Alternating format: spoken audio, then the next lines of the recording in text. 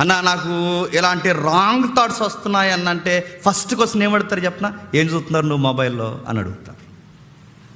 అన్న నా ఆలోచన బాగుంటలేదు, నువ్వేం చూస్తున్నావు అంటే నాకు మ్యూజిక్ అంటే ఇష్టం. అంటే మ్యూజిక్ ఒక్కటే రాదరు అయ్యా, మ్యూజిక్ వెనకాల తలాము తగదిములు చాలా వస్తాయి.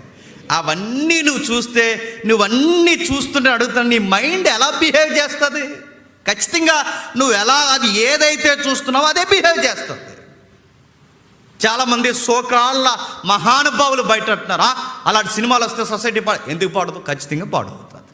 నరుక్కోవడం, చంపుకోవడం, గుద్దుకోవడం, భయంకరంగా మాట్లాడుకోవడం, డబుల్ మీనింగ్ డైలాగులు, ఈ పోస్టర్ డిజైనింగ్లు ఇవన్నీ చూస్తున్నారు. ఇవన్నీ ఖచ్చితంగా పిల్లలు యవనస్తులు తీసుకోరండి, దాన్ని ఖచ్చితంగా తీసుకుంటారు. ఇప్పుడు హీరోయిజం అంటే ఏంటో తెలుసు? హీరోయిజం అంటే ఏంటంటే చదువు సంధ్య మానేసి, చదువు సంధ్య గాలి కుదిలేసి ఒక బస్సు వెనకాల పరిగెట్టుకుని వెళ్ళిపోవడం హీరో.